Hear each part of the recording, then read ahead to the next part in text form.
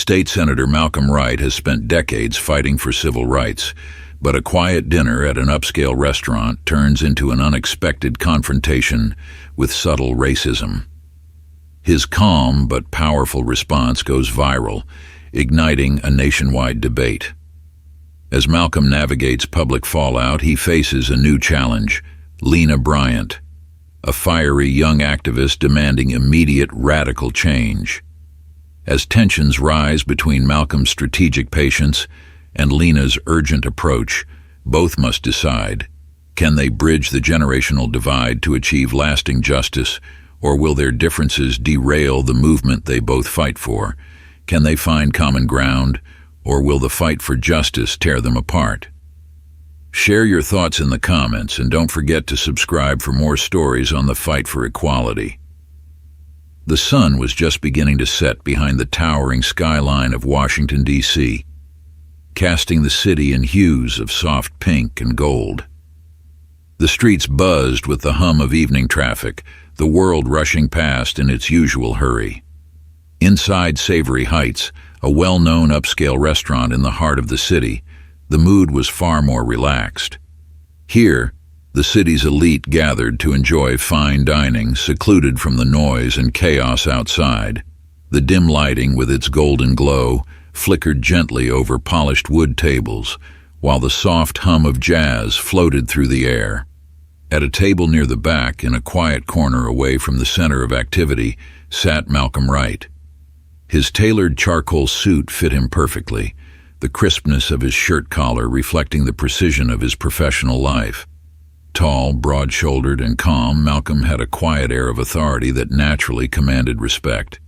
He had spent the last decade of his life as a state senator, tirelessly advocating for civil rights, equality, and justice. His calm, collected demeanor had won him admirers and allies, but it had also drawn enemies, people who saw him as too persistent, too outspoken about uncomfortable truths. Tonight, however, Malcolm wasn't here to make speeches, meet constituents, or debate policy. Tonight was meant to be a moment of peace, a rare, quiet evening for himself after a grueling day at the Capitol, filled with tense meetings and legislative discussions that had left him mentally drained. As he settled into his seat, Malcolm glanced around the room, taking in the sight of couples sharing intimate conversations and business partners exchanging quiet laughter. The clinking of glasses and the soft shuffle of waitstaff moving briskly between tables created a rhythmic backdrop of luxury. For a brief moment, Malcolm allowed himself to relax, setting aside the day's challenges. He reached for the menu, though he already knew what he wanted. Savory Heights was one of his favorite spots in the city. Its lamb shank was renowned, and he had been craving it all day. He browsed the menu anyway, appreciating the simple act of choosing a meal without pressure. Here, in this dimly lit cocoon of elegance, he could be just another diner, not Senator Malcolm Wright, the public figure under constant scrutiny. Just as he set the menu down, his attention was pulled toward the loud laughter of a group of businessmen seated a few tables away. They were in the middle of an animated discussion, their conversation centered on deals, mergers, and profits, their voices carrying above the general murmur of the restaurant. It wasn't uncommon in this part of town. Savory Heights catered to politicians, business moguls, and the upper echelons of society. Malcolm had grown accustomed to the sound of wealth, but he rarely let it distract him. Across the room, other patrons were engrossed in their own meals and conversations, seemingly oblivious to anyone outside their immediate company. The flickering candlelight reflected off crystal glasses, and the subtle clatter of silverware on porcelain dishes added to the understated elegance of the evening. Malcolm's eyes flicked to the side as Jack Campbell, a middle-aged white waiter with thinning hair and an air of impatience, approached his table. Jack's posture was stiff, his smile barely touching his eyes. There was something in the way he moved, hurried, mechanical, that caught Malcolm's attention immediately. He was used to this kind of atmosphere, the sense that everyone in the room was performing their part in an unspoken play. But Jack's attitude stood out. It was colder than what Malcolm had come to expect in a place like this. "Good evening," Jack said, his voice flat as he glanced briefly at Malcolm before pulling out a small notepad. "What can I get you?" Malcolm, ever composed, smiled politely.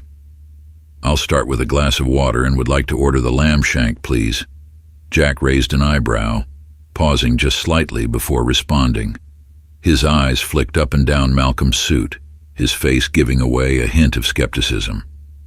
"The lamb shank, huh?" he said, his tone carrying a subtle edge. "It's one of our more expensive dishes.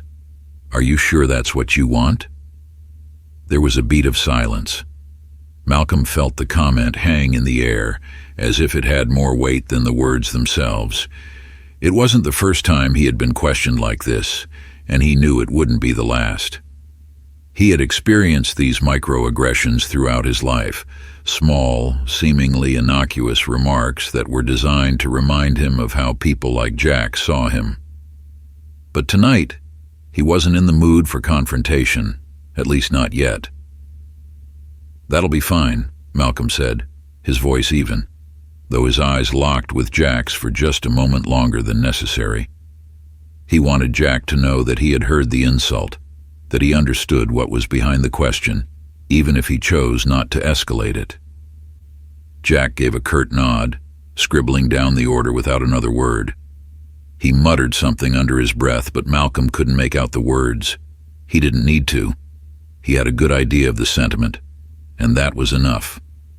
As Jack walked away, Malcolm sighed, tapping his fingers lightly on the table.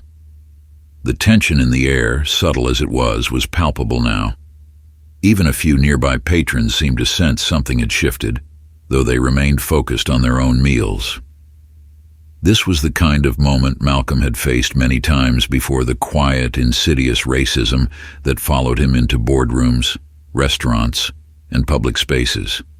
It wasn't always loud or overt, but it was always there, lurking beneath the surface of polite society.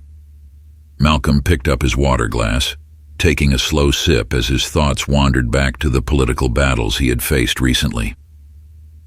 Just that morning, he had been in a heated debate over a new civil rights bill, a piece of legislation aimed at dismantling systemic bias in hiring practices. It was work he was proud of, work that gave his career meaning. Yet, even as he fought for justice on a large scale, these small moments of prejudice reminded him how deeply ingrained the problem was. Here he was, a state senator with the power to influence policy, and yet he was still being judged not by his achievements, but by the color of his skin. As the minutes passed, Malcolm's patience remained steady. He had learned long ago not to let these things get under his skin too easily. His calm demeanor, the grace with which he handled such situations, was both a strength and a burden. People expected him to be the bigger person, to rise above every slight, no matter how egregious, and most of the time he did. But that didn't mean it didn't take its toll. He glanced at the businessmen again, their laughter louder now as they raised their glasses in a toast.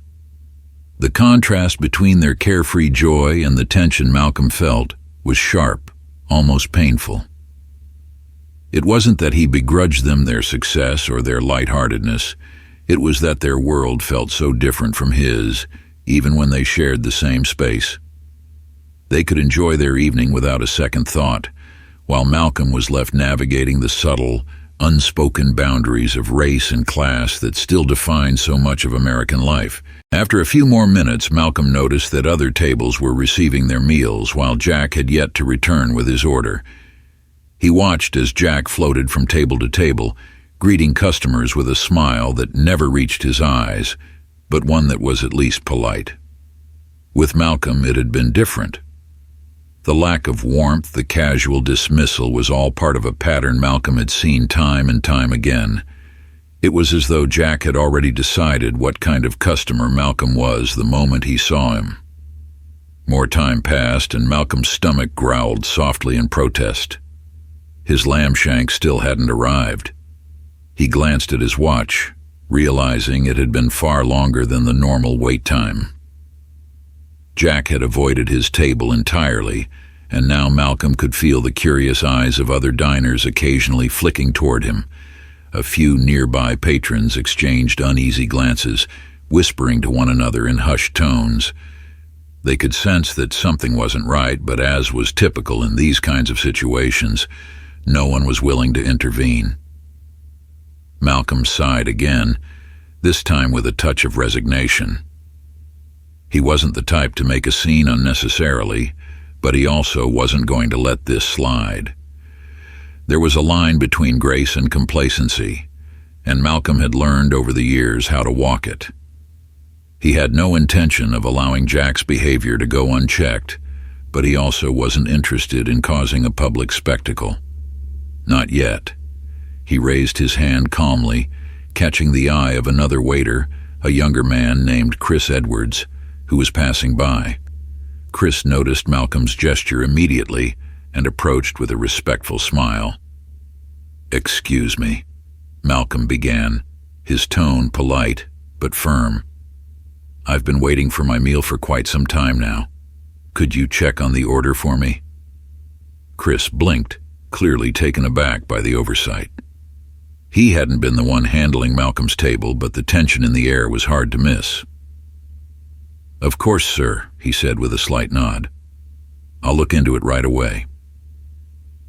As Chris disappeared into the kitchen, Malcolm leaned back in his chair, his mind already calculating how he would handle the situation once it inevitably came to a head.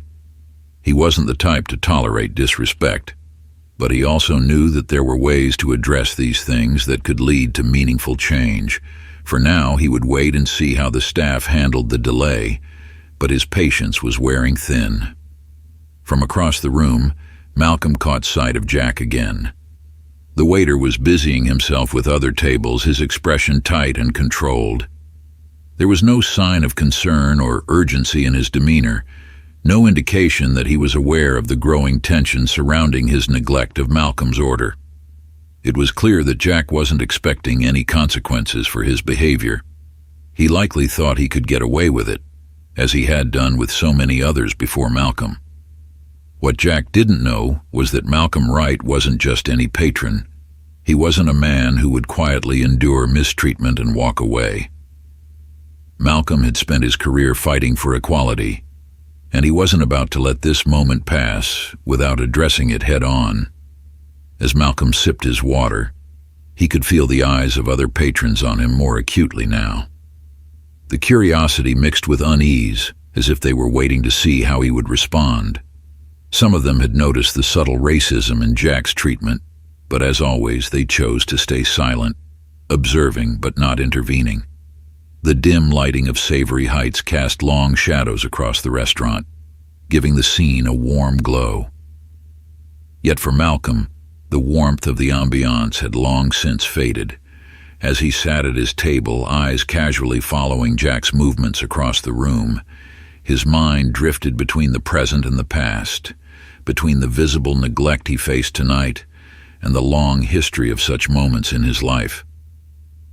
His stomach grumbled softly again, a reminder of the meal that still hadn't arrived. More than hunger, it was the principle of the matter that was beginning to weigh on him. He hadn't come here looking for a fight. All he had wanted was a quiet evening for himself. Yet, even in a place as refined as this, the specter of racism had found him. Malcolm had learned long ago to recognize the patterns. It started subtly, with the slight hesitation in someone's voice, the extra second of scrutiny in their gaze. Then it built. Comments that seemed innocent, but were loaded with assumptions, actions that appeared random, but were rooted in bias. And finally, the outright neglect, where they treated you as though you didn't belong, as though your presence was somehow an intrusion in their world. He had seen it time and time again. From the boardrooms where his voice was often overlooked to public spaces like this, where he was just another black man in an expensive suit. People rarely recognized him as Senator Malcolm Wright until they were forced to. They saw the suit, the skin, and made assumptions that placed him in boxes far smaller than the reality of his life. As his thoughts wandered, his gaze settled again on the group of businessmen a few tables away. Their conversation had shifted from work to leisure, loud laughter punctuating their stories. One of them, a balding man in his 50s, glanced in Malcolm's direction and then quickly looked away, the briefest flicker of discomfort crossing his features. It was a look Malcolm had seen too many times, people sensing something was wrong but not wanting to get involved. They were content to let the situation play out, so long as it didn't disturb their evening. Across the room, couples sat at tables sharing hushed, intimate conversations, completely unaware of the tension building in Malcolm's corner. Or perhaps, more accurately, choosing to ignore it. Malcolm knew that dynamic well. It was always easier to look away, to pretend that these moments of prejudice weren't happening in plain sight. And yet, despite everything, Malcolm remained composed. Years of experience had taught him the value of patience, of picking his battles carefully. He wasn't the type to demand immediate attention or raise his voice at the slightest provocation, but beneath his calm exterior, a quiet storm was brewing, and it was only a matter of time before it found release. Chris, the young waiter who had promised to check on his order, returned to Malcolm's table, his expression filled with an awkward tension that told Malcolm everything he needed to know before the man even spoke. "Sir, I'm terribly sorry," Chris said, his tone respectful but nervous. "There seems to have been some kind of mix-up in the kitchen. Your meal is being prepared now. It should only be a few more minutes." Malcolm nodded slowly, acknowledging Chris's explanation without fully believing it. "I appreciate you looking into it," he replied, his voice measured. He wasn't going to make Chris the scapegoat for what was happening. The problem was with Jack, and Chris was simply trying to do his job. Chris offered a tight smile and quickly retreated, eager to distance himself from the growing tension. Malcolm watched him disappear into the kitchen again, noting the nervous energy in the young man's steps. He probably understood what was going on, but he wasn't in a position to change it. Malcolm had seen this dynamic before, too. People who recognized the wrong but felt powerless to do anything about it. Another 10 minutes passed, and still there was no sign of his food. Malcolm's patience was beginning to wear thin. He took another sip of water, his eyes following Jack as the waiter continued to make his rounds, deliberately avoiding Malcolm's table. It was no longer subtle. Jack was making a point now, ignoring Malcolm entirely, focusing all his attention on the other patrons. To Jack, it was as though Malcolm didn't exist. The whispers from the nearby tables had grown more frequent, though no one spoke loudly enough for Malcolm to make out their words. It didn't matter. He could feel the weight of their glances, the growing sense of discomfort among the other diners. They were noticing the situation now, the way Jack was treating Malcolm. Yet, predictably, no one said anything. The discomfort was palpable, but silence reigned, as it always did in such moments. Malcolm had always been the kind of man who believed in the power of restraint. He understood the value of letting a situation unfold, allowing people to reveal their true nature before responding. But he also knew there came a point when silence could no longer be an option. Tonight, that point was drawing closer with every minute that passed. Finally, after what felt like an eternity, Jack approached his table once more. This time, there was no pretense of courtesy in his demeanor. He placed a small breadbasket on the table with an almost dismissive flick of his wrist and gave Malcolm a tight-lipped smirk. "Still waiting on that lamb, huh?" Jack said, his voice thick with condescension. "Might take a while." Malcolm's eyes met Jack's, the calm intensity of his gaze steady and unwavering. For a moment there was no sound, but the faint murmur of the other diners and the soft clink of silverware. Jack's smirk faltered slightly as he realized Malcolm wasn't going to play along with his game. "That's fine. Malcolm said evenly, refusing to give Jack the reaction he was clearly looking for. Instead, he leaned back in his chair, his expression cool, his fingers lightly tapping on the edge of the table. Jack, unsettled by Malcolm's composure, hesitated for a second longer before turning and walking away without another word. As he disappeared into the distance, Malcolm exhaled slowly, allowing the tension in his chest to dissipate. He knew this night was heading toward an inevitable confrontation, and Jack had unknowingly set it in motion. From across the room, Chris reappeared, this time with an apologetic expression etched across his face. He approached the table with a sense of urgency, his footsteps lighter than before, as if he was trying to make up for lost time. "I'm really sorry again, sir," Chris began, his voice filled with genuine concern. "I spoke with the kitchen and your meal will be out shortly. I'm not sure what happened, but I want to make sure you're taken care of." Malcolm nodded, appreciating Chris's effort, even if the situation was beyond his control. "Thank you, Chris," he said, his tone calm but laced with an authority that Chris seemed to recognize. Chris smiled nervously and hurried away, clearly uncomfortable with the brewing tension. As Malcolm watched him go, his mind drifted back to the numerous times he had faced situations like this. Racism wasn't always loud or violent. Often it was quiet, like tonight, subtle, wrapped in the guise of poor service or dismissive attitudes. It was the kind of racism that people like Jack likely didn't even recognize in themselves, but it was just as damaging. Malcolm had spent much of his life fighting against systemic bias, speaking up for those who didn't have the platform to speak for themselves. And now, here he was, in a restaurant filled with the city's wealthy and influential, being treated as though he didn't belong simply because of the color of his skin. The quiet whispers of the other patrons continued to rise, and Malcolm could sense their discomfort growing with each passing minute. It was the kind of tension that made people shift in their seats, glance at each other with nervous curiosity, but still remain silent. Malcolm had seen it countless times before. People who recognized injustice but were too afraid, too unsure, or too apathetic to intervene. Malcolm glanced at his watch again. His food was now significantly late, far beyond what could reasonably be considered an oversight. Jack's avoidance of his table had crossed the line from passive neglect to outright disrespect. And yet, Malcolm remained composed, his mind carefully considering how best to address the situation. At this point, many others would have demanded to see the manager, raised their voices, or made a scene. But Malcolm had never been one to act out of impulse. He had always believed in picking his battles, in letting others reveal themselves before deciding how to respond.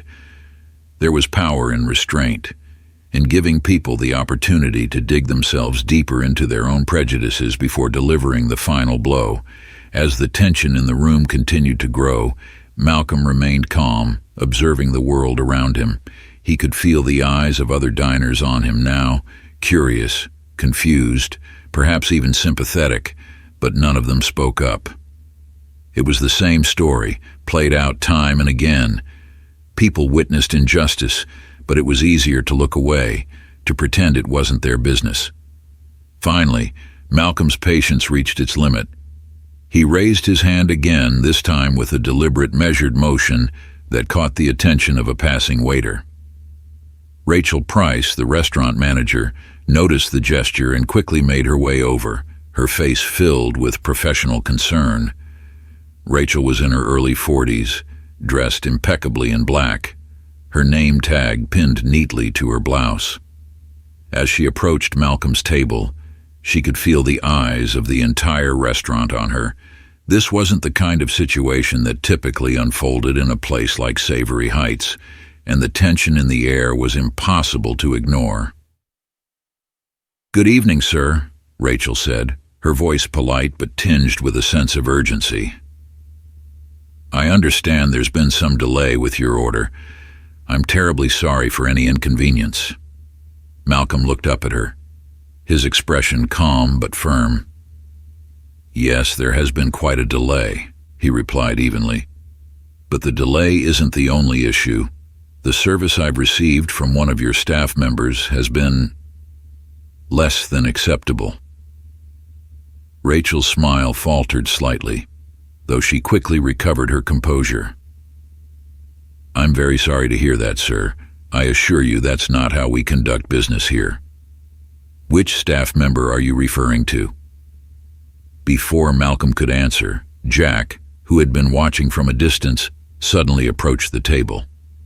His expression was one of mild annoyance, as though this situation was nothing more than a small inconvenience in his otherwise smooth evening. He clearly had no idea who he was dealing with. "Is there a problem here?" Jack asked, his voice carrying a dismissive tone.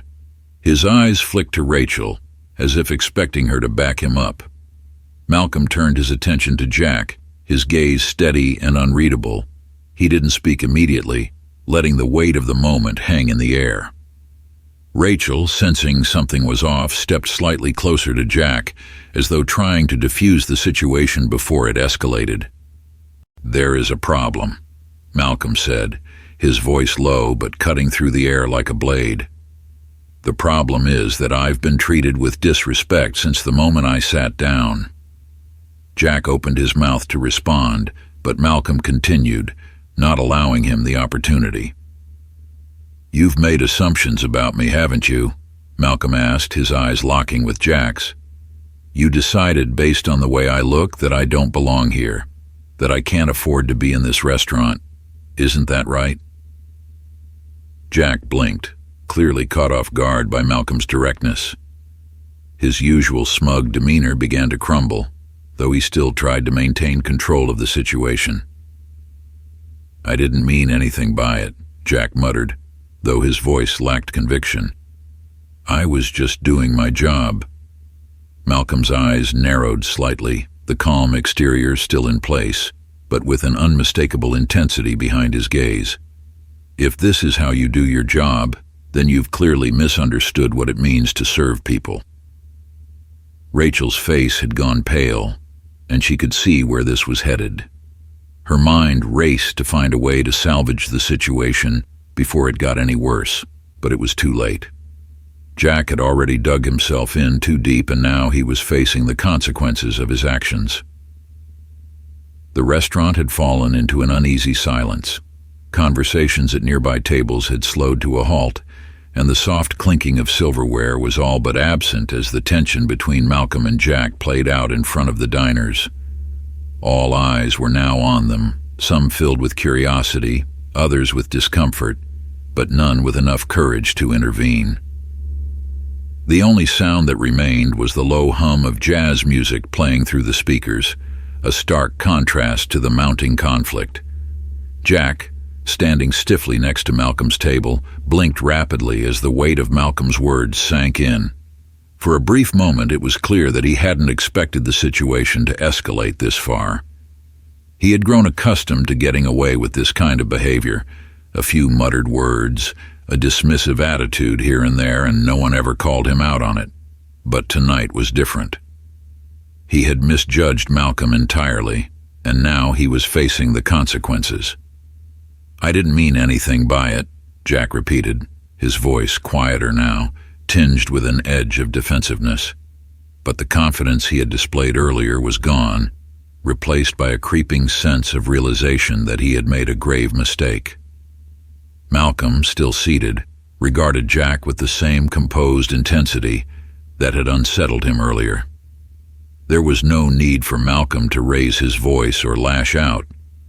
His calm, authoritative presence was enough to unnerve Jack, and more importantly, to expose the deeper issue at play. "You didn't mean anything by it?"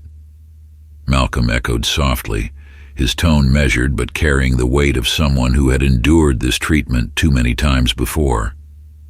"That's the problem, Jack. You didn't think. You made assumptions about me without knowing anything about who I am. You saw my skin color, and you decided that I don't belong here, that I couldn't possibly afford to dine at this restaurant." Jack shifted uncomfortably, his eyes darting between Malcolm and Rachel, who stood nearby with an expression of growing concern. Rachel's hands were clasped tightly in front of her normally composed demeanor shaken by the escalating situation. She could sense that this was more than just a simple misunderstanding. It was a moment of reckoning, and how she handled it could define the reputation of her restaurant moving forward. I didn't mean," Jack stammered, but he was cut off by Malcolm, who leaned forward slightly, locking eyes with him. "You didn't mean to disrespect me? Or you didn't mean to get caught?" Malcolm's voice was calm, but there was an unmistakable edge to it now. He had been patient long enough. "This isn't the first time you've treated someone like this, is it? You've made people feel small before, haven't you? You've judged people because they don't look like you or don't fit into your idea of who belongs here." Jack's face flushed red with embarrassment, and his mouth opened and closed as he struggled to find a response. For the first time, he was truly at a loss. The easy confidence he had carried throughout the night had evaporated, leaving him vulnerable and exposed. The silence in the restaurant deepened. It was as though everyone was holding their breath, waiting for what would happen next. Malcolm could feel the weight of their stares, but he didn't allow it to distract him. This moment wasn't about the diners or even about Jack, really. It was about something much larger, a pattern of discrimination that played out every day in subtle, insidious ways. And tonight, Malcolm wasn't going to let it slide. Rachel, sensing that she needed to take control of the situation before it spiraled further, stepped forward, her voice firm but conciliatory. "Senator Wright, I want to personally apologize for what has happened tonight," she said, her tone laced with urgency. "I assure you, this is not how we conduct business at Savory Heights. I will handle this immediately." Malcolm's eyes flicked toward Rachel, acknowledging her apology, but his expression remained unreadable. "An apology is a start, Rachel," he said calmly, "but it's not enough. This isn't just about poor service. This is about the assumptions that your staff make about people like me before we even open our mouths. It's about the way people are treated differently because of the color of their skin, not just in this restaurant, but everywhere." Rachel's face flushed slightly, though she maintained her professionalism. "I understand, Senator, and I will make sure that this is addressed. We will be implementing additional training for our staff to ensure that nothing like this happens again." But Malcolm wasn't finished. He had been polite long enough, and now it was time to speak the truth, not just for himself, but for everyone who had ever been treated like this. He turned his attention back to Jack, his gaze piercing. "Do you even know who I am, Jack?" Jack's eyes widened slightly. The realization dawned on him that he might have made a grave error. "No," Jack muttered, his voice barely above a whisper. "I didn't—" "I'm Senator Malcolm Wright," Malcolm said, his voice steady but commanding. "And I've spent my entire career fighting for the rights of people who are judged and dismissed just like I've been tonight." A ripple of shock spread through the room. A few of the nearby diners gasped audibly, while others exchanged wide-eyed glances. The whispers that had been muted moments before were now replaced by a thick silence, the weight of Malcolm's identity sinking in like a stone dropped into a pond. Jack's face drained of color, his earlier bravado completely gone. He stood frozen, unable to speak as the full implications of his actions hit him. He had disrespected not just any patron, but a state senator, a man with influence, power, and a reputation for fighting for justice. And now, Jack's careless assumptions had brought him to this moment of public reckoning. Rachel, standing beside Jack, looked as though she might faint. Her carefully constructed mask of professionalism was starting to crack, and she could see the situation spiraling out of control. "Senator Wright," she began, her voice shaking slightly. "I had no idea. I'm so incredibly sorry for what has happened. I promise you we will take immediate action. Jack will be dealt with." Malcolm held up his hand, stopping her mid-sentence. "This isn't about who I am," he said firmly. It's about what I represent. I'm not the only one this has happened to. I'm not the only black man who has walked into a restaurant like this and been treated as though he doesn't belong. The only difference tonight is that you now realize who I am. But what about all the other people you've dismissed, ignored, or treated with disrespect? What about them? Rachel was visibly shaken now, her hands trembling as she clasped them in front of her. She nodded quickly, trying to salvage what was left of the situation. You're absolutely right, Senator. I assure you, we will make changes. We will provide training to all of our staff to address these issues. Malcolm didn't respond immediately. Instead, he surveyed the room, his gaze sweeping over the other diners who were still watching in silence. Some of them looked away as his eyes passed over them, while others met his gaze with a mixture of sympathy and shame. It was clear that his words had struck a nerve, not just with Rachel and Jack, but with everyone in the room. You see, this is the problem, Malcolm continued, his voice carrying across the room with a calm authority that silenced any lingering whispers. Racism isn't always loud, it isn't always in your face. Sometimes it's quiet. It's the way you're ignored, the way people make assumptions about you before you've even said a word. It's the service that never comes, the side-eye glances, the little comments that cut you down without ever having to be explicit. The room was completely still now. Even the few patrons who had continued eating had set their utensils down, their attention fully focused on Malcolm. His words hung heavily in the air, a stark contrast to the easy, luxurious atmosphere that had filled the restaurant earlier. The truth he was speaking was undeniable, and everyone in the room was forced to confront it. Jack shifted uneasily, his eyes darting toward the floor. He looked like a man who wanted to disappear, to shrink away from the confrontation that had exposed his own biases so completely. His earlier arrogance had dissolved, replaced by the realization that he was now the face of the very thing Malcolm had spent his life fighting against. Malcolm took a deep breath, his voice softening slightly, but the weight of his words remained. Jack, this isn't just about you. It's not even about this one night. This is about a larger problem, one that affects people of color every day. The assumptions you made about me tonight, the way you treated me, that's part of something much bigger. Jack's face flushed red with shame, and his hands clenched tightly at his sides. I'm sorry, he muttered again, though the words sounded hollow, more out of fear than genuine remorse. Malcolm regarded him for a moment, his expression thoughtful but firm. Sorry isn't enough, Jack. It's not enough to apologize after the fact. You have to understand why what you did was wrong. You have to recognize the biases you carry and work to change them. Rachel stepped forward again, her face pale but determined. Senator, we will make sure that Jack understands. We will provide him with the necessary training, and we will take steps to ensure that this never happens again. I give you my word. Malcolm nodded slowly, though his expression remained guarded. He had heard these promises before, well-meaning apologies followed by corporate pledges to do better. But too often, those promises faded away after the immediate crisis had passed, leaving the underlying problems intact. We'll see, Malcolm said quietly, his tone neutral, but filled with a deep understanding of how these things typically played out. He didn't need to say more. The implications were clear.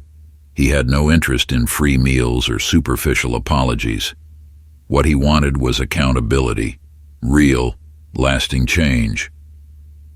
Rachel nodded quickly, sensing the gravity of the situation. I assure you, Senator, we will act immediately. This is not something we take lightly. The tension in the room remained thick, but it was beginning to shift. Malcolm could feel the eyes of the other patrons on him, watching closely as the confrontation unfolded. Some of them looked genuinely moved by his words, their expressions reflecting a new understanding of the quiet racism that had played out before their eyes. Others seemed more uncomfortable, as if they wished the confrontation had never happened, as if they preferred to return to their quiet, privileged evening, undisturbed. Malcolm didn't care about their discomfort. This was a moment of reckoning, and he wasn't going to shy away from it. He had spent his entire career fighting for moments like this, moments where the veil of civility was pulled back, exposing the ugly truth that so often went unspoken in places like this. As the silence stretched on, Malcolm finally leaned back in his chair, the weight of the evening settling over him. The confrontation had passed, but the impact lingered, not just for him, but for everyone who had witnessed it. He could feel the exhaustion creeping in now, the familiar weariness that came after every battle he fought, whether in the halls of the capital or in a quiet restaurant like this. Rachel, still standing by his table, seemed at a loss for what more she could say. Her earlier confidence had been replaced by a quiet humility, and Malcolm could see that she understood, at least on some level, the gravity of what had happened tonight. "I hope you do follow through," Malcolm said finally, his voice soft but firm. "Because this isn't just about me. It's about how we treat each other, how we see each other. And that has to change." Rachel nodded, her face solemn. "We will, Senator. I promise you that." With that, she turned to Jack, who was still standing rigidly by the table, his face a mix of shame and regret. "Jack, I think it's best if you head to the back," she said quietly, her tone leaving no room for argument. "I'll handle things from here." Jack glanced at Malcolm one last time, his face pale and drawn. "I'm sorry," he whispered again. Though Malcolm didn't respond, there was nothing more to say. Jack had been exposed to who he was, and now it was up to him to change. As Jack retreated toward the kitchen, the silence in the restaurant remained heavy, with both judgment and introspection. The diners who had witnessed the exchange were left to grapple with their own discomfort, their own biases, as they returned to their meals, though the mood in the room had shifted irrevocably. Malcolm watched Jack disappear into the distance, his posture slumped in defeat. The battle was over for now, but the fight against the deeper systemic racism that had led to this moment was far from finished. He knew that better than anyone.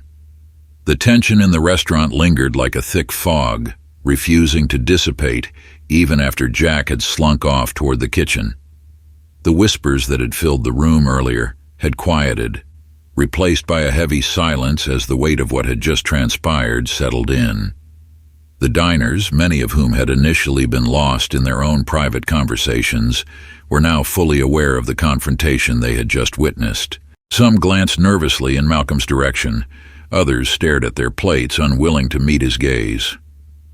Malcolm took a deep breath, the tightness in his chest slowly beginning to ease as he leaned back in his chair. He had kept his composure throughout the exchange, as he always did, but the emotional toll of moments like these was undeniable. There was a certain kind of exhaustion that came with constantly having to confront racism, always being expected to respond with calm and grace in the face of blatant disrespect. Tonight had been no different.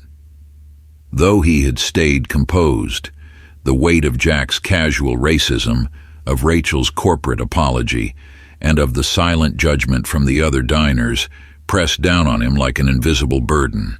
It was a burden he had carried for much of his life, one that he had grown used to, but one that still left him weary.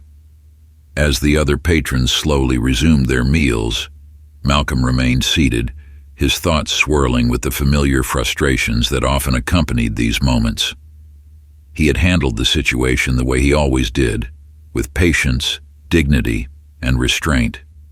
But inside, he couldn't help but feel a gnawing sense of disillusionment. How many more times would he have to face this? How many more quiet dinners would be interrupted by the need to defend his dignity against someone's ignorance?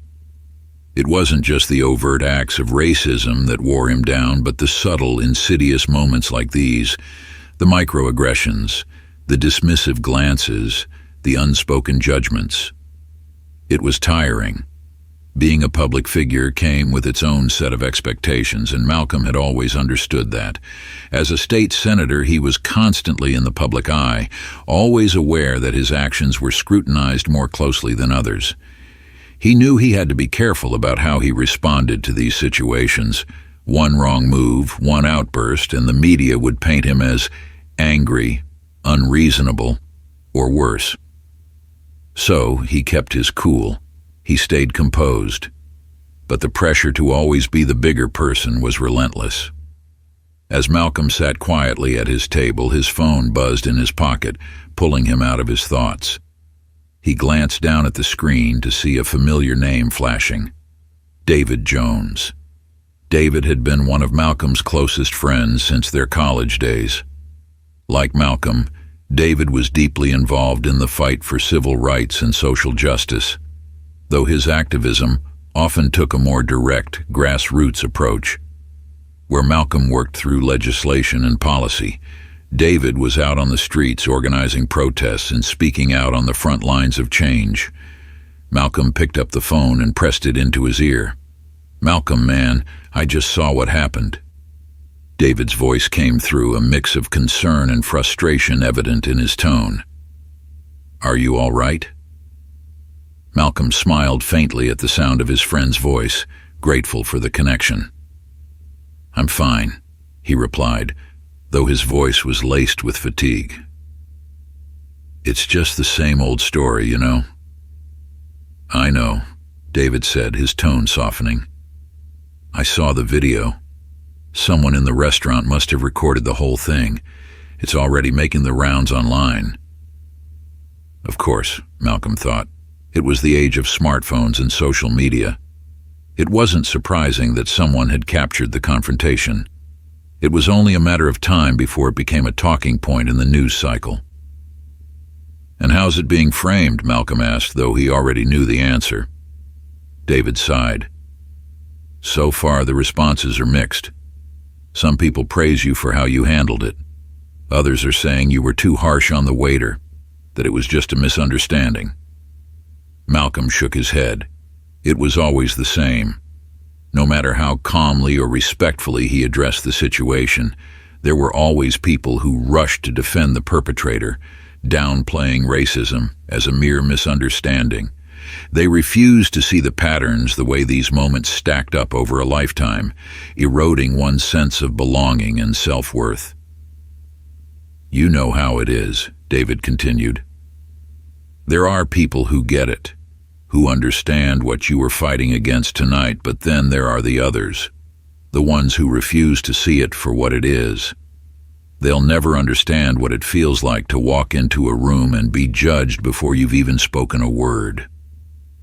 Malcolm nodded, even though David couldn't see him. "Yeah," he murmured. "It's exhausting." There was a brief pause on the other end of the line before David spoke again, his voice filled with a quiet but unwavering resolve. "I know it is, Malcolm, and I know how tired you are. But we have to keep fighting. We don't have the luxury of giving up, not when there's still so much work to be done." Malcolm closed his eyes for a moment, letting David's words sink in. He knew his friend was right. The fight for justice, for equality, was far from over, and despite the weariness that clung to him, he couldn't afford to stop. Too many people were counting on him, not just as a senator, but as a voice for those who had been silenced for too long. "I hear you, David," Malcolm said finally, his voice carrying a renewed sense of determination. "We keep fighting." David chuckled softly, a hint of warmth returning to his voice. "That's the Malcolm I know. You need anything? I'm here, man. Always." "I know," Malcolm replied, grateful for his friend's support. "Thanks, David. I'll call you later." As he hung up the phone, Malcolm sat in silence for a moment longer, the weariness still present but tempered now by the knowledge that he wasn't alone in this fight. He had allies, friends who understood the struggle and were willing to stand beside him, but even with that support, Malcolm couldn't ignore the toll it took on him personally. Every confrontation, every moment of subtle racism chipped away at him bit by bit. He had spent years fighting these battles, and though he had achieved much both for himself and for the causes, he championed that he knew the fight was far from over. Tonight had been a stark reminder of that. Across the room, Malcolm noticed the other diners had resumed their meals, though the atmosphere was noticeably different. The light-hearted laughter and easy conversations that had filled the restaurant earlier had been replaced by a more subdued tone. He could see it in the way people sat, the way they avoided eye contact with him. They had witnessed the confrontation, and now they were grappling with their own discomfort, their own complicity in the quiet racism that permeated spaces like this. Some of them had looked away when Jack had disrespected Malcolm, unwilling to speak up or get involved. Now those same patrons sat in silence, their forks moving slowly, their eyes flicking occasionally in his direction. He wondered how many of them would leave this restaurant and forget what they had seen. How many would return to their comfortable lives, content to believe that racism was someone else's problem. Malcolm knew that real change didn't come easily. It wasn't something that happened overnight or with a single confrontation. It took time, persistence, and the willingness to challenge deeply ingrained beliefs. But as much as he believed in the fight, as much as he was committed to it, there were moments, like tonight, when the burden felt almost too heavy to bear. Just then, Rachel returned to his table. Her face was still pale, but her posture was more composed. She approached slowly, her hands clasped in front of her, as if she were preparing herself for another round of apologies. "Senator Wright," she began, her voice measured, "I want to again express my deepest apologies for what happened tonight. This isn't how we want to represent our restaurant, and I can't tell you how sorry I am." Malcolm looked up at her, his expression calm but unreadable. "I appreciate the apology," he said, though his tone carried the weight of someone who had heard similar words too many times before. "But apologies aren't enough, Rachel. What matters is what happens next." Rachel nodded quickly, clearly eager to show that she understood. "I've already spoken with the owner of the restaurant, and we're taking immediate steps to ensure that this doesn't happen again. We're going to implement mandatory training for all of our staff. Training on racial bias, inclusivity, and how to treat every customer with the respect they deserve." Malcolm regarded her for a moment, his eyes searching her face for signs of sincerity. He had heard these promises before, from other restaurants, businesses, and corporations. Too often they were empty gestures, temporary fixes designed to placate the situation without addressing the deeper, systemic issues at play. "That's a good start," Malcolm said finally, his voice neutral but firm. "But it can't just be a one-time thing. Training won't fix the problem unless it's ongoing, unless it becomes part of the culture." Rachel nodded again, this time more slowly. "I understand, Senator, and I promise you, we're committed to making real changes. This isn't just about avoiding bad press. It's about doing what's right." Malcolm studied her for another moment, sensing the urgency in her words. He could tell that she genuinely wanted to make things right, that she understood the gravity of the situation. But he also knew that real change was slow and often difficult to achieve. "We'll see," he said quietly, his tone carrying both a warning and a hope. Rachel offered him a small, respectful nod before excusing herself, leaving Malcolm alone once again. As she walked away, he could see the weight of the evening pressing down on her shoulders, her steps more measured and thoughtful than before. Perhaps tonight would lead to change, perhaps his words, his actions had made an impact, but Malcolm knew better than to assume that one confrontation would be enough. He leaned back in his chair, letting out a long, slow breath. The weariness was still there, heavy and undeniable, but there was also a sense of resolve. This fight wasn't over, not by a long shot, but tonight had been one small victory in a much larger battle. As Malcolm sat in the dim light of the restaurant, the murmurs of conversation slowly returning around him, he allowed himself a brief moment of reflection. He had done what he could tonight. He had spoken the truth, exposed the quiet racism that had been allowed to fester in this space. Now it was up to Rachel, to the restaurant, and to the other diners to decide how they would respond. And yet, despite the exhaustion, Malcolm felt a flicker of hope. He had fought this battle countless times before, and he knew he would fight it again. But tonight, he had reminded everyone in that room, including himself, that silence was not an option, that real change required not just words, but action. As the night stretched on and the restaurant began to empty out, Malcolm gathered his things and prepared to leave. The cool night air outside called to him, offering a brief respite from the tension that had filled the evening. He knew that when he stepped out of this restaurant, the fight would continue. But for now, he allowed himself a moment of peace, knowing that he had done what was necessary. Tomorrow, the battle will begin anew.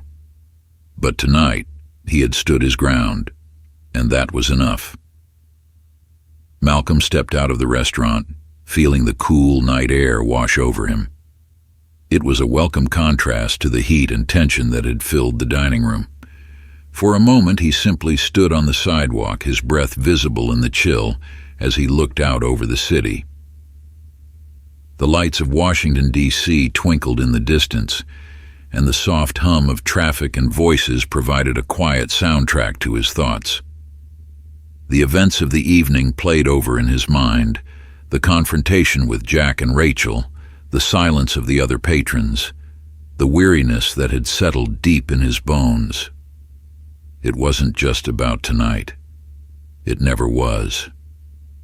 Every moment like this was connected to a lifetime of experiences that came from being a black man in America. Malcolm had built his career on addressing those experiences, turning his personal frustrations into public advocacy. But that didn't make the burden any lighter. As he stood there watching the world pass by, his phone buzzed again. He pulled it from his pocket, expecting another call from David or a colleague checking in after the incident, but this time it wasn't a call. It was a series of notifications: Twitter, Instagram, Facebook. The video David mentioned was spreading faster than Malcolm had anticipated. He unlocked his phone and opened one of the notifications. It was a link to a video that had already garnered thousands of views. The video showed a shaky but clear recording of his confrontation with Jack at the restaurant.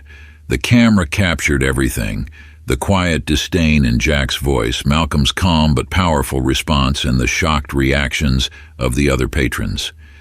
The caption below the video read, "State Senator Malcolm Wright confronts waiters' racism, a lesson in grace and power." Malcolm exhaled slowly, scrolling through the comments. As David had warned, the responses were mixed. Some praised Malcolm for his composure and for speaking out against the casual racism that had played out in front of the entire restaurant. Senator Wright handled that with such class. This is what leadership looks like. People need to see this. Racism isn't always overt, but it's just as damaging when it's subtle. Malcolm Wright is a hero. He didn't raise his voice, but he still spoke volumes. But, as always, there were others who sought to downplay the incident, to frame it as a misunderstanding, or worse, to blame Malcolm for escalating the situation. This was blown way out of proportion. The waiter didn't mean anything by it. "I'm tired of people playing the race card every time something goes wrong. He's a senator. Why is he making such a big deal out of a simple mistake? Get over it." Malcolm shook his head, unsurprised by the negative comments. He had long since grown used to the way these moments were twisted by those who refused to confront the reality of racism. To them, any mention of racial bias was an overreaction. Any call for accountability was seen as playing the race card. His phone buzzed again, this time with a call from his communications director, Julia Perkins. Julia had been with Malcolm for years, helping him navigate the media, especially when it came to sensitive issues like this. "Julia," Malcolm said as he answered the call, "I assume you've seen the video." "I've seen it," Julia replied, her voice calm but focused. "It's spreading fast. News outlets are already picking it up. We're going to need to address this publicly." Malcolm ran a hand over his face, feeling the weight of the situation settle on his shoulders. He had known this was coming. Ever since the confrontation had ended, he had known that this wouldn't stay confined to the restaurant. It was too public, too raw. People were going to talk about it, dissect it, and turn it into a conversation about race and power, whether he liked it or not. "What's the general reaction?" Malcolm asked, even though he had already seen it for himself. Julia hesitated for a moment before answering, "It's about what you'd expect. There are a lot of people praising you for how you handled it. They're saying it's a powerful moment that sheds light on the subtle racism that still exists in places like that. But of course there are detractors too, people saying you were overreacting, that it wasn't really about race, that it was just a bad waiter having a bad night." Malcolm sighed. "And what do you think?" Julia was quiet for a beat, then she spoke with the steady confidence that Malcolm had always admired in her. "I think you did the right thing. You didn't raise your voice. You didn't lash out. You spoke the truth, and people need to hear it, but we need to be careful with how we respond to this. The media is going to try to spin this in different directions, and we need to stay ahead of it." Malcolm nodded, even though Julia couldn't see him. "I hear you. What's the plan?" "I've already drafted a statement," Julia said, her tone crisp and professional. "We'll release it in the morning, addressing the incident head-on. You're going to be asked to comment on this, probably in multiple interviews. We can use this moment to talk about the broader issues, racism in public spaces, the need for accountability, all of it. But you'll need to decide how far you want to take it. This could become a much larger conversation, and you'll be at the center of it." Malcolm knew what Julia was getting at. This incident could become a flashpoint in the larger conversation about race in America. He could use his platform to shine a light on the quiet racism that played out in restaurants, businesses, and public spaces across the country. But that also meant putting himself at the forefront of the conversation, opening himself up to even more scrutiny, more attacks from those who refused to acknowledge the problem. He had been here before, after every major public confrontation, after every speech he gave about systemic racism. There were always people who tried to tear him down. They accused him of being too radical, too focused on race, too divisive. And each time, Malcolm had to decide whether the fight was worth it. This time, he knew it was. "Let's do it," Malcolm said, his voice firm. "Let's use this moment. We can't let it slip away." Julia didn't miss a beat. "I'll get everything ready. We'll release the statement first thing in the morning, and I'll start lining up interviews. This could be big, Malcolm. We need to make sure we're ready for whatever comes next." "I'm ready," Malcolm replied, though he felt the familiar weariness creeping in again. It wasn't just about tonight. This was about something much larger, something he had been fighting for his entire career.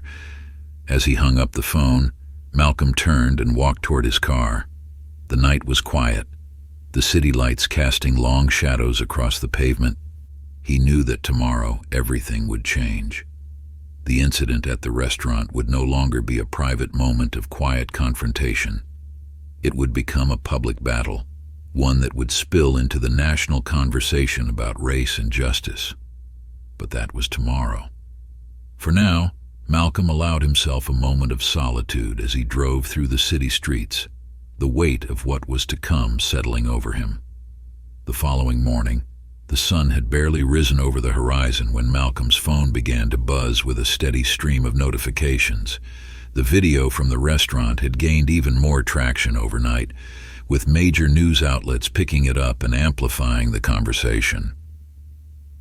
By the time Malcolm arrived at his office, The story had already become a trending topic on social media, with the hashtags #Grace Under Fire and #Silent Racism gaining momentum.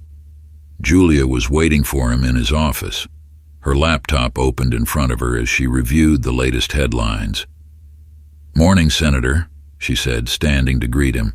"We've got a lot to cover today." Malcolm nodded, sitting down at his desk and glancing at the various articles that Julia had pulled up on her screen. The headlines varied, but they all revolved around the same theme. State Senator confronts racism in upscale D.C. Restaurant, a call for change. Grace and composure.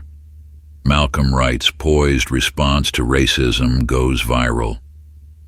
Was it really racism? The debate over Senator Wright's restaurant incident. Julia clicked through the articles as she summarized the latest developments. Most of the major networks are running the story now, and we've got interview requests from CNN, MSNBC, and a few local outlets. I've also had a few requests from podcasts and online platforms. Everyone wants your take on what happened. Malcolm leaned back in his chair, his mind racing as he considered the implications. This was exactly what Julia had predicted. The incident had blown up, and now the media was eager to turn it into a larger conversation. But Malcolm knew that the way he framed the narrative would be crucial. He didn't want this to become a spectacle. He wanted it to spark real dialogue about the deeper issues at play. "What's our approach?" Malcolm asked, looking up at Julia. "I think we lead with the facts," Julia said, scrolling through her notes. "You speak to what happened, but then pivot to the broader issue of racism in public spaces. You've already done this in your legislative work. This is just an opportunity to bring more attention to it. We can use this moment to push for change, but we have to be careful not to get bogged down in the details of the restaurant incident itself. This isn't just about one waiter at one restaurant. It's about a pattern of behavior that's been allowed to persist for far too long." Malcolm nodded in agreement. He had always believed in focusing on the bigger picture. Yes, the incident at Savory Heights was significant, but it was only one example of the quiet racism that played out in restaurants, businesses, and public spaces across the country. If this moment was going to mean something, it had to be about more than just him. "We'll release the statement in an hour," Julia continued, "and then we'll start preparing for the interviews. You've got one lined up with CNN this afternoon, and I'll handle the rest of the scheduling." Malcolm appreciated Julia's efficiency. She had always been one step ahead, anticipating what needed to be done before he even asked. It was one of the reasons he trusted her so much. She understood the stakes, both politically and personally. As the morning passed, Malcolm reviewed the statement Julia had prepared. It was straightforward, addressing the incident at the restaurant while emphasizing the need for broader conversations about race, bias, and accountability. He made a few small adjustments, adding his personal reflections on how these moments impacted people of color on a daily basis. By noon, the statement was live, and the media frenzy intensified. Reporters from every major network were calling, eager for a soundbite, a quote, or a comment from Malcolm. Julia expertly navigated the requests, ensuring that Malcolm's message remained clear and focused. A few days later, Malcolm found himself standing backstage at a large community forum on racial justice. The forum had been planned weeks ago as part of a series of discussions on systemic racism, but after the restaurant incident, the organizers had reached out to Malcolm, inviting him to be the keynote speaker. It was an opportunity to take the conversation beyond the viral video and into a broader public space. As Malcolm waited for his introduction, he felt a familiar mix of anticipation and resolve. He had spoken at countless events like this before, but there was something different about tonight. The energy in the room was palpable, charged by the viral video and the ongoing media coverage. People weren't just here to listen. They were here to engage, to be part of the conversation. "Ladies and gentlemen," the moderator's voice boomed from the stage, "please welcome our keynote speaker, Senator Malcolm Wright." The audience erupted into applause as Malcolm stepped out onto the stage, the bright lights temporarily blinding him. He could see the silhouettes of the crowd in front of him. Hundreds of people, some holding signs, others wearing shirts emblazoned with messages of justice and equality. Malcolm took a deep breath and approached the podium, his hands resting lightly on the edges as he began to speak. "Thank you," he said, his voice steady but filled with emotion. "Thank you for being here tonight, for being part of this conversation. What happened at the restaurant a few nights ago is just one example of a much larger issue, one that affects people of color every single day, in ways that are often invisible to those who don't experience it." The room fell silent, the audience hanging on his every word. "We live in a country where racism doesn't always show itself in obvious ways," Malcolm continued. "It's not always someone shouting slurs or committing acts of violence. Sometimes it's much quieter. It's the assumptions people make about you before you've even spoken. It's the way you're treated differently because of the color of your skin. It's the service that never comes, the opportunities that are denied, the doors that are closed before you even have a chance to knock." He paused, letting the weight of his words settle over the room. "What happened at that restaurant wasn't an isolated incident," Malcolm said, his voice growing stronger.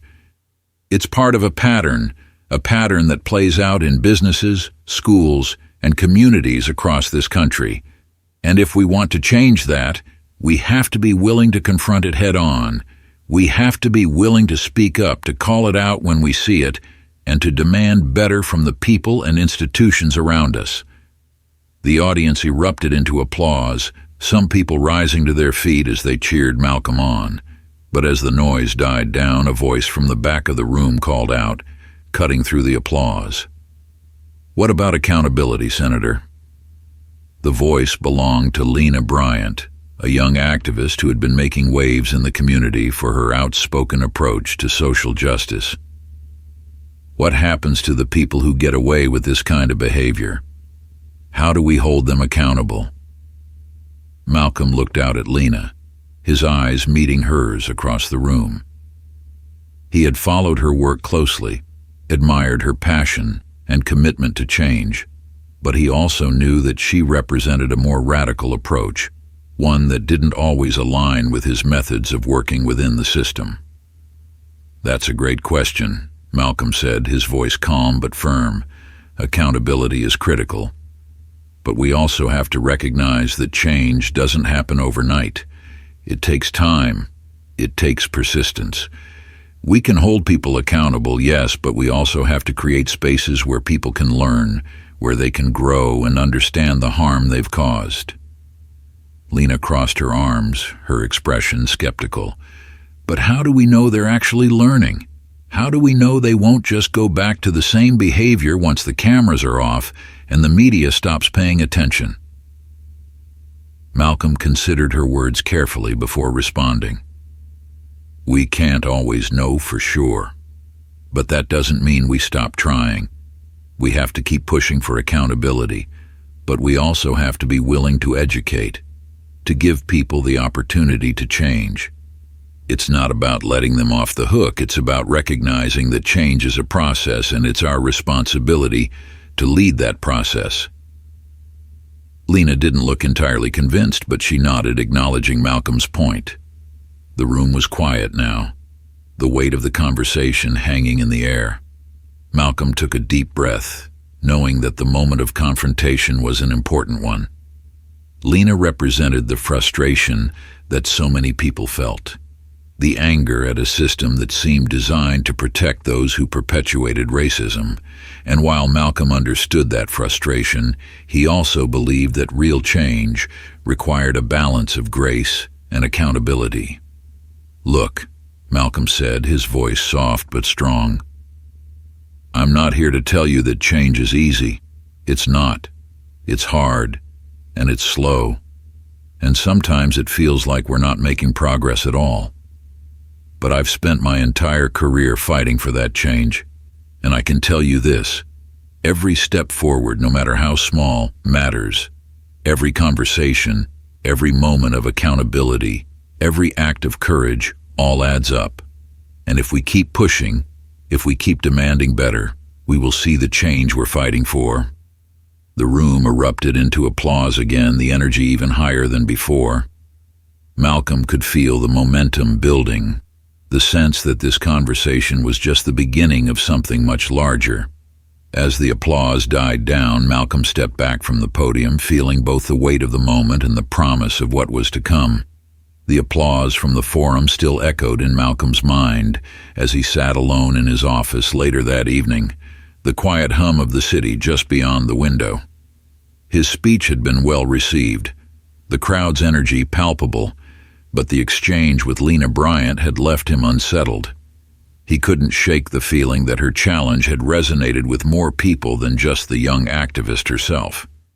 There was a hunger in the air, a demand for change that went beyond polite conversations and corporate promises. Lena's words had struck at the core of something Malcolm had wrestled with for years. Was he doing enough? Was his approach, working within the system, advocating for incremental change, still the best way forward?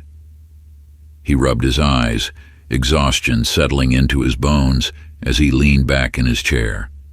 The weight of years of public service, of carrying the expectations of a community, of a movement, was heavy tonight. He had chosen the path of diplomacy, of patience, because he believed that change required time. But there was a growing impatience among the younger generation of activists, people like Lena, who wanted faster, more immediate results. They weren't wrong to demand that. In fact, Malcolm understood their frustration all too well. His phone buzzed on the desk, pulling him from his thoughts. A quick glance at the screen revealed a text from David. "David, saw the forum. You handled it well, but Lena made some points." "People are fired up," Malcolm sighed and typed out a reply. "Malcolm, I know. It's not easy to keep the balance." David's response came quickly. "David, you've been in this game a long time, but things are shifting. You might need to adapt." Malcolm stared at the screen for a moment, letting David's words sink in. Was he stuck in his way? Had his approach, honed over decades of experience, become too cautious about the times they were living in? He stood and walked to the window, looking out at the city. The light stretched out in front of him, the same city he had served for years, but it felt different tonight. The world was changing, and Malcolm knew he had to find a way to change with it, or risk becoming irrelevant to the movement he had helped build. By the next morning, the forum had sparked new debates online, with social media buzzing about Malcolm's exchange with Lena. The viral video from the restaurant was still circulating, but now it has taken on a different tone. Commentators and pundits were weighing in on the deeper issues Malcolm had raised in his speech, but they were also questioning his approach. Is Malcolm Wright too patient for today's fight? Activists demand more. Is Senator Wright out of touch with the new generation of changemakers? Lena Bryant's challenge: is incremental change enough in the fight against racism? Malcolm scrolled through the headlines, his heart heavy with the realization that the conversation was shifting. He had always known that younger activists would eventually push for more radical approaches, but he hadn't expected the moment to come so soon, or so publicly. His phone buzzed again, and this time it was Julia. "Malcolm, we need to talk about Lena," she said as soon as he picked up the call. Malcolm sighed. "I know. She's not going away, is she?" "No," Julia replied, her voice firm. "And honestly, she shouldn't. She struck a chord with people.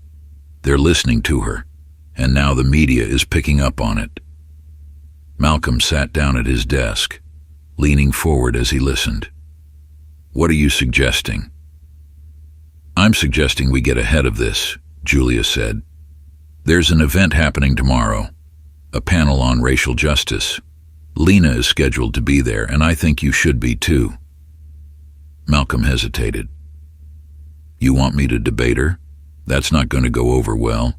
It'll look like I'm trying to shut her down." "No," Julia said quickly. "Not a debate. A conversation. This is an opportunity to show that you're not just some out-of-touch politician clinging to old methods. You need to show that you're willing to listen, to engage with the new generation. If we handle this right, it could be a turning point." Malcolm knew Julia was right. The political landscape was changing, and he couldn't afford to be seen as rigid or resistant to new ideas. He had always prided himself on being a man of the people, but if he was going to maintain that reputation, he needed to engage with the younger activists who were now driving the conversation. "All right," Malcolm said finally. "Set it up. I'll be there." The next day, Malcolm arrived at the event, held in a large community center that had been transformed into a forum for discussion on racial justice. The room was packed with activists, community leaders, and members of the media, all waiting for the panel to begin. There was a sense of anticipation in the air. People knew that the conversation between Malcolm and Lena was going to be a pivotal moment. As Malcolm took his seat on stage, he glanced at the other panelists. Lena sat directly across from him, her expression serious but focused. She wore a t-shirt with the words "No Justice, No Peace" emblazoned across the front, and her posture radiated the kind of confidence that came with youth and conviction. The moderator, a local journalist named Aaron Flores, stepped up to the podium and introduced the panel, briefly summarizing the viral video that had brought Malcolm into the spotlight and the growing movement led by Lena and other young activists. "Tonight, we're here to have an honest conversation about the fight for racial justice," Aaron said. "Senator Wright, you've been a leader in this movement for decades. Lena, you've become a voice for a new generation of activists. Let's start by talking about where we are now and where we need to go from here." Malcolm leaned forward, ready to engage. He knew that the audience was expecting tension, maybe even conflict, but he was determined to make this a constructive conversation. "Thank you, Aaron," Malcolm began, his voice steady. "I've spent my career fighting for justice, for equality, and while we've made progress, there's no question that we still have a long way to go. What happened at the restaurant was just one example of the quiet racism that permeates our society, and I'm committed to continuing the fight against it." He paused, glancing at Lena. "But I also recognize that the fight is changing. New voices are emerging, and I'm here tonight to listen, to learn, and to engage with those voices," the audience murmured in response, clearly intrigued by Malcolm's willingness to engage directly with Lena. For her part, Lena didn't waste any time in responding. "I respect the work you've done, Senator," Lena said, her tone measured but firm. "But the problem is that people like me, people from my generation, are tired of waiting. We're tired of incremental change.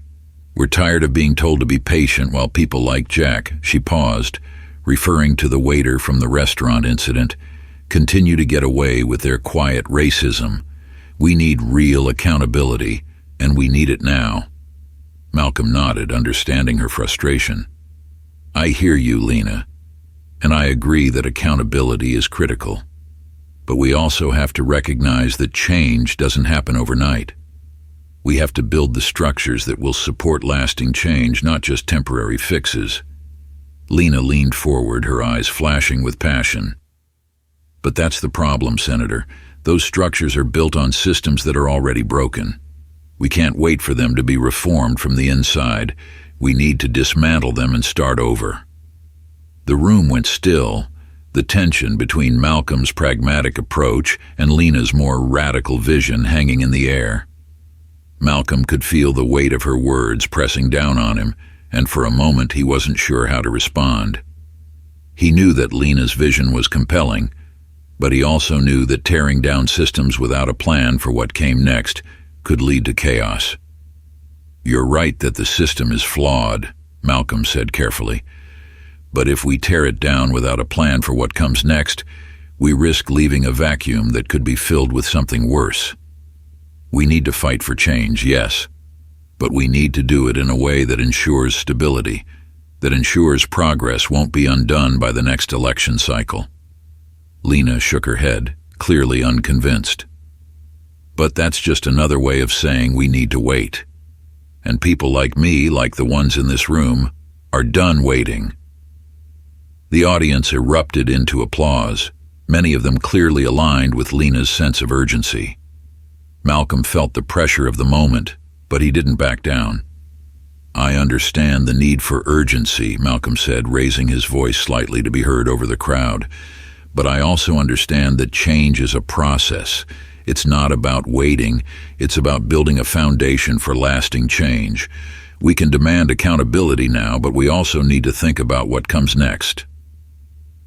The applause quieted as Malcolm continued, his voice filled with conviction. "The fight for justice is a long one, and we can't afford to lose sight of the bigger picture. Yes, we need accountability. Yes, we need change now, but we also need to make sure that the change we create is sustainable, that it lasts beyond this moment." Lena crossed her arms, her expression still defiant, but there was a flicker of recognition in her eyes. She wasn't entirely convinced, but she was listening. The moderator, sensing the tension between the two, stepped in to guide the conversation. "Lena, Senator Wright has talked about the need for both urgency and sustainability. How do you see those two things coexisting?" Lena hesitated for a moment before responding. "I think we can have both, but only if we're willing to take risks. We can't just keep playing it safe. We need to push harder, demand more, and hold people accountable, even if it makes them uncomfortable." The room buzzed with murmurs of agreement, and Malcolm could feel the momentum shifting toward Lena's vision of bold, immediate action. But he wasn't ready to concede. He had spent too many years in this fight to believe that tearing down the system without a plan was the answer. "Change always comes with risk," Malcolm said, his voice calm but firm. "But we have to make sure that the risks we take are calculated, that they lead us to a better future, not one filled with uncertainty." He paused, looking directly at Lena. "I'm not asking for patience, I'm asking for strategy, for us to work together to build something lasting." The room fell silent as Malcolm's words settled over the audience. Lena didn't respond right away, but Malcolm could see that his words had reached her, at least on some level. After a long pause, Lena spoke again, her voice softer now. "I get that, Senator. I really do. But we're in a crisis. People are dying. People are being left behind by a system that doesn't care about them. We don't have time to wait for the perfect strategy." Malcolm nodded, acknowledging the truth in her words. "You're right. We are in a crisis, and that's why we need to be smart about how we move forward. We need to fight with everything we have, but we also need to make sure that what we build will stand the test of time." The tension in the room began to ease as the conversation shifted from conflict to collaboration. The audience was no longer just watching a debate. They were witnessing a dialogue between two generations of activists, each with their own vision of how to achieve justice. Malcolm could feel the energy in the room shifting, the applause that followed no longer just for Lena or for him, but for the possibility of working together toward a common goal. The auditorium had emptied out, the energy from the evening's panel slowly dissipating into the quiet of the night. Malcolm lingered on the stage, watching as the last of the audience members filed out through the double doors, their voices echoing faintly in the corridor. Lena had left quickly after the event, offering Malcolm a polite but reserved nod before she disappeared into the crowd. There had been no dramatic reconciliation, no moment of complete understanding.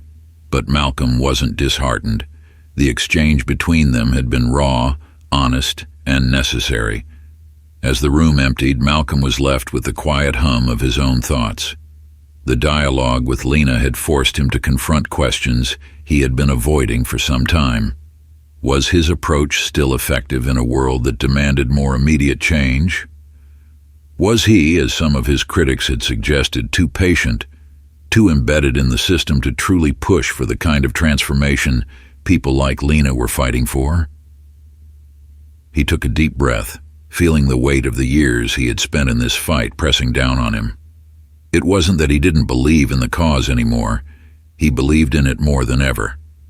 But he was beginning to understand that the methods he had relied on might not be enough in the face of the growing urgency. The world was changing, and Malcolm knew he needed to find a way to change with it.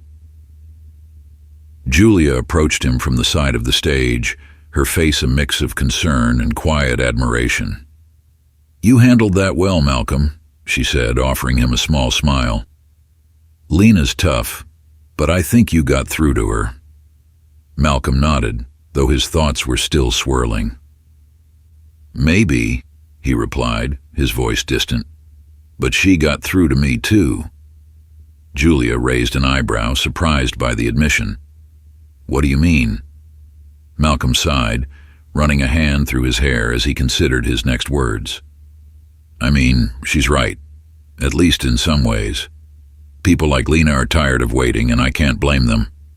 I've been telling them for years that change takes time, that we have to work within the system. But the system is broken. It's slow, it's resistant to change, and sometimes it feels like we're not making progress fast enough." Julia regarded him carefully, sensing the weight of his reflection. "You've accomplished so much, Malcolm. You've pushed for legislation. You've led the fight for civil rights. You're not part of the problem." Malcolm shook his head, a faint smile touching his lips.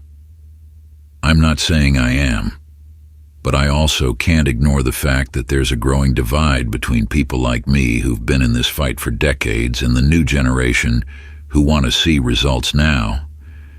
I'm starting to wonder if there's a way to bridge that gap."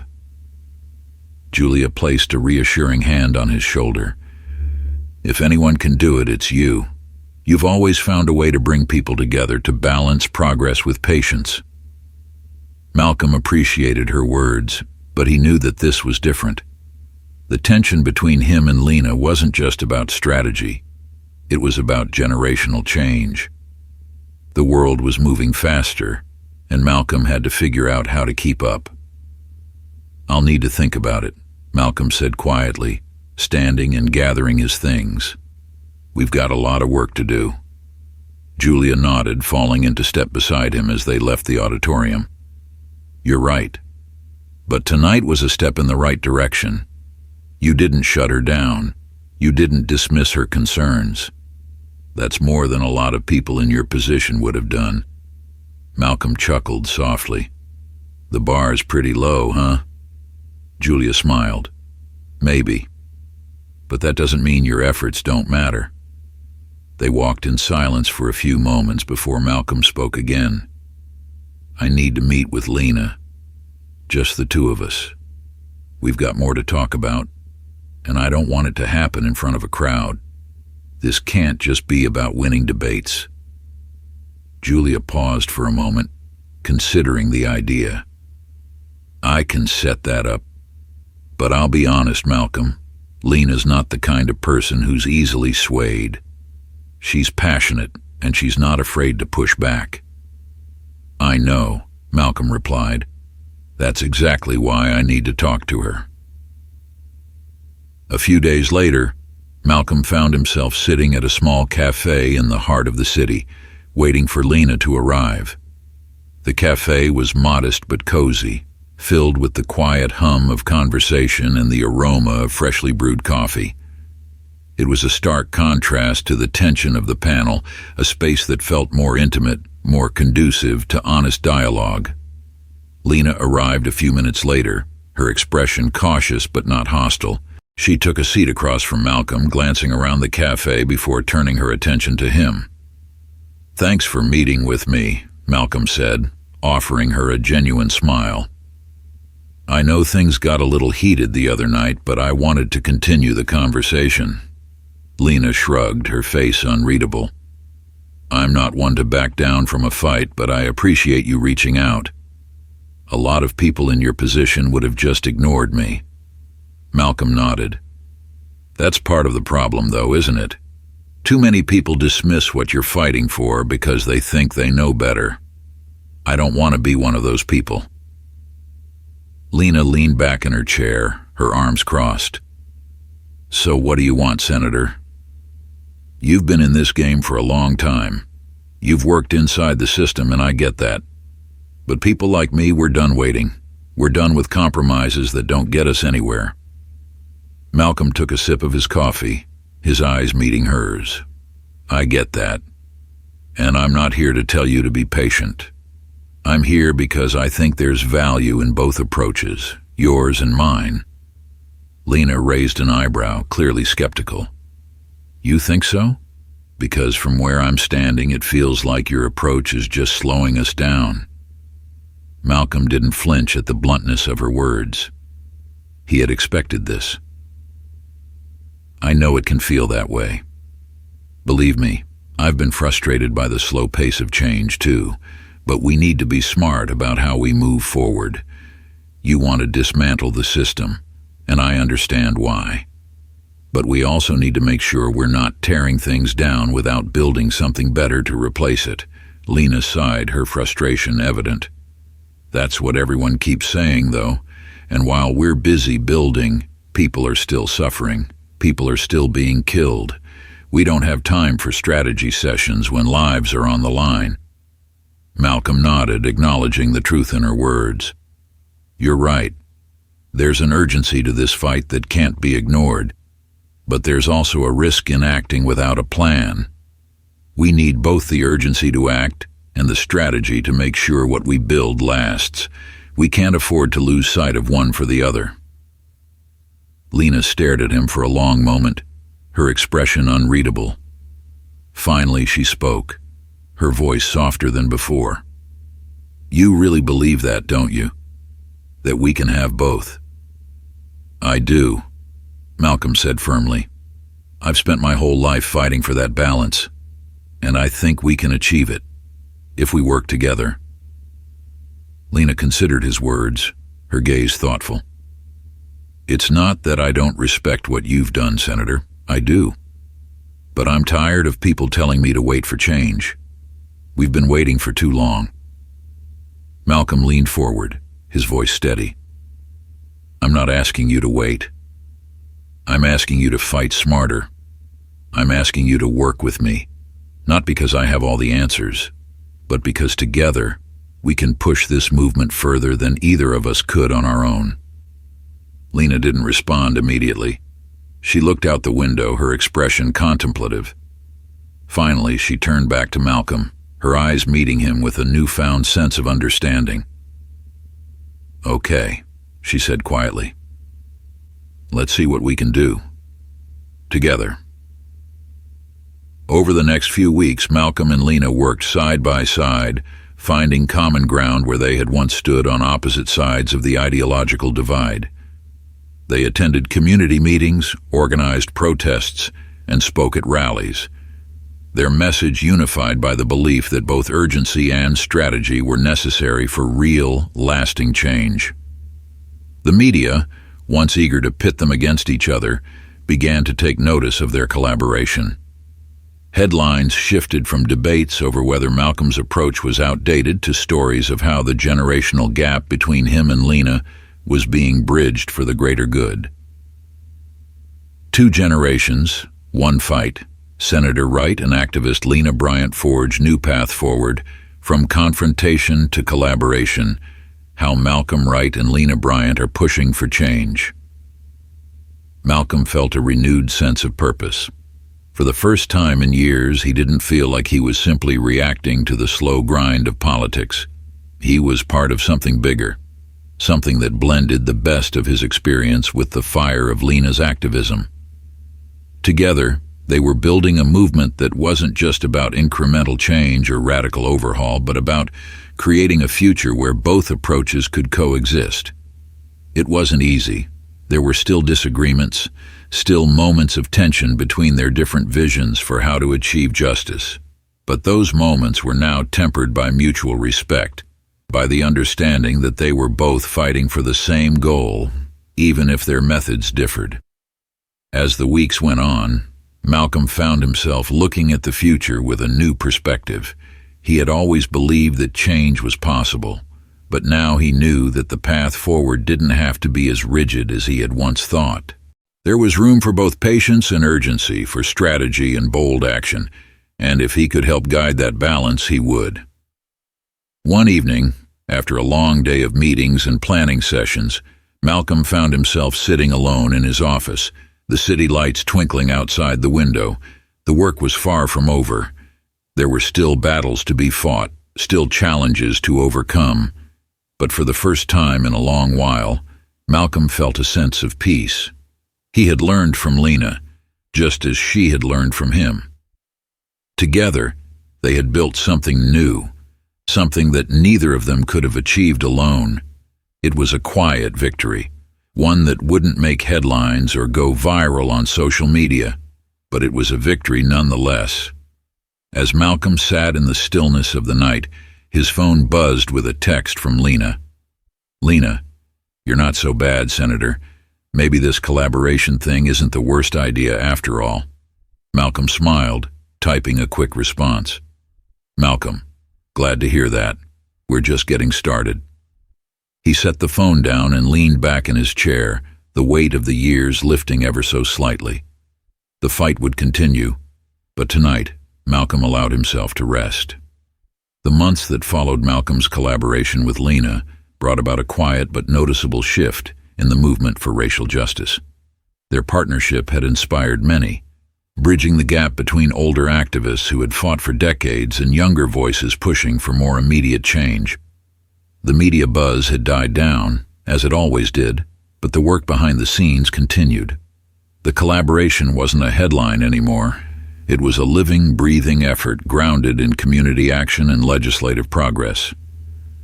Malcolm sat in his office, surrounded by papers, news clippings, and legislative proposals. He had spent the last several weeks drafting new legislation with Lena's input, focusing on accountability in law enforcement, fair housing, and bias in public services. The bills weren't perfect, and Malcolm knew that passing them would take time, but they were a step forward, a tangible result of the balance he and Lena had managed to strike between urgency and strategy. It was late in the evening, and his office was bathed in the soft glow of a single desk lamp. Outside the window, the city buzzed with life, the same city that had seen Malcolm grow from a young law student into a seasoned state senator. He had spent his life fighting for this city, for the people who lived in it, and now, as his career approached its twilight years, he found himself reflecting on what it all meant. There had been victories and setbacks, moments of joy and moments of deep frustration. He had seen laws change, but he had also seen how slowly society followed those changes, and yet, despite the weariness that came with decades of public service, Malcolm felt a sense of peace tonight. He glanced at his phone, which buzzed softly on his desk. It was another text from Lena. "Lena, the housing bill is gaining traction. Meeting with the mayor tomorrow. You in?" Malcolm smiled, typing out a quick response. "Malcolm, I'll be there. Let's make it happen." He set the phone down and leaned back in his chair, letting out a long breath. The work never stopped, but for the first time in years, Malcolm didn't feel like he was carrying the weight alone. Lena and the younger activists had injected new life into the movement, and while their methods were different, their passion had reinvigorated Malcolm in ways he hadn't expected. The door to his office creaked open, and Julia stepped in, holding a stack of papers. "These just came in," she said, placing the stack on his desk. "Updates on the legislation. Some good news. There's bipartisan support for the education reform bill." Malcolm raised an eyebrow. "Bipartisan support? Now that's something." Julia grinned. Don't get too excited, it's still going to be a fight, but it's progress. Malcolm chuckled softly. I'll take it. Progress is progress. Julia lingered for a moment, her eyes scanning the clutter of papers and files on Malcolm's desk. You know, she said, her voice softer now, you've done a lot of good, Malcolm. Sometimes I don't think you realize just how much. Malcolm looked up at her, a faint smile on his face. I appreciate that, Julia, but it's not just about what I've done, it's about what comes next. People like Lena, they're the future. They're the ones who will carry this fight forward long after I'm gone. Julia nodded, her expression thoughtful. Maybe so, but they wouldn't have a path to walk if you hadn't paved it. Malcolm leaned back in his chair, his gaze drifting to the window. He thought about all the battles he had fought, all the speeches he had given, all the legislation he had helped pass. Julia was right. His work had laid the foundation for a new generation of activists to build upon. But he also knew that the fight wasn't over. It never would be. I've been thinking about that a lot lately, Malcolm said, his voice reflective. Legacy, what we leave behind. It's not just about passing laws or winning elections. It's about changing the way people think, the way they see each other. That's the real fight. Julia sat down in the chair across from him, her eyes soft with understanding. And you've done that, Malcolm. You've changed the way people think. You've made them see what they couldn't or wouldn't see before. Malcolm smiled faintly, the weight of her words settling over him. I hope so. I really do. They sat in comfortable silence for a moment, the hum of the city outside the only sound in the room. Finally, Julia stood, placing a hand on Malcolm's shoulder. You've got more to do, she said with a grin. No resting yet. Malcolm laughed softly. Don't worry, I'm not done just yet.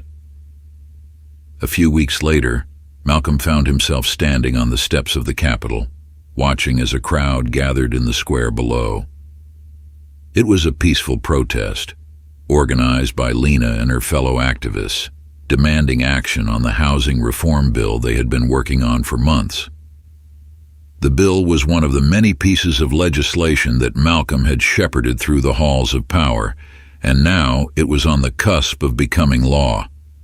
As he watched the crowd, young and old, black and white, all united by a shared vision of justice, Malcolm felt a deep sense of pride. This was the legacy he had worked for, not just the laws or the policies, but the people. The next generation standing on his shoulders, ready to take the fight even further than he ever could. Lena stood at the front of the crowd, holding a megaphone and leading a chant that echoed off the Capitol's walls. Her voice was strong, her presence commanding, and Malcolm couldn't help but smile. She had come a long way since their first tense exchange, and while they didn't always agree, Malcolm had come to respect Lena's fire, her unwavering commitment to the cause. As he stood there, lost in thought, Lena spotted him on the steps and waved him over. Malcolm hesitated for a moment, then made his way down to the crowd, feeling the eyes of the people on him as he approached. Lena handed him the megaphone, her expression expectant but warm. "Want to say a few words, Senator?" she asked with a grin. Malcolm chuckled, taking the megaphone from her. "Just a few," he said, raising it to his lips. The crowd fell silent, their attention now fully focused on him. Malcolm looked out at them. So many faces, so many voices, all part of something much larger than himself. This was what it was all about. Not fame, not power, but people. "I've been in this fight for a long time," Malcolm began, his voice steady and clear. "And one thing I've learned is that progress doesn't happen all at once. It happens piece by piece, step by step, with every voice that speaks out, with every action we take." He paused, his gaze sweeping over the crowd. "We're here today because we believe in something bigger than ourselves. We believe in justice, We believe in equality, and we believe that this fight is worth it." The crowd erupted into cheers, the energy palpable in the air. Malcolm smiled, feeling the weight of years of service, of struggle, lifted just a little. "We've still got work to do," Malcolm continued, his voice rising above the cheers. "But I look out at all of you, and I know this fight is in good hands. You are the future. You are the change." The crowd's cheers grew louder, and Malcolm handed the megaphone back to Lena, who gave him a knowing smile. "Thanks, Senator," she said, her voice filled with genuine appreciation. Malcolm nodded, stepping back to let Lena continue leading the protest. He watched her for a moment, the passion in her voice, the fire in her eyes, and he knew that the movement was in good hands. As the sun began to set over the Capitol, Malcolm stood quietly at the edge of the crowd, reflecting on the journey that had brought him here. He had fought many battles, faced many challenges, and while there was still much to be done, he felt a deep sense of fulfillment. He had paved the way, but it was people like Lena who would continue the work. They would carry the torch, pushing the fight for justice further than he ever could. And that, Malcolm realized, was his legacy. With a final glance at the crowd, Malcolm turned and walked away from the steps, the sound of their chants echoing behind him. The fight would go on. But tonight, Malcolm Wright allowed himself to rest, knowing that the future was bright, and that the work he had dedicated his life to would continue long after he was gone. If you enjoyed this story and want to follow more of Malcolm Wright's journey, make sure to hit the subscribe button below. Stay tuned for more inspiring stories about justice, equality, and the fight for change.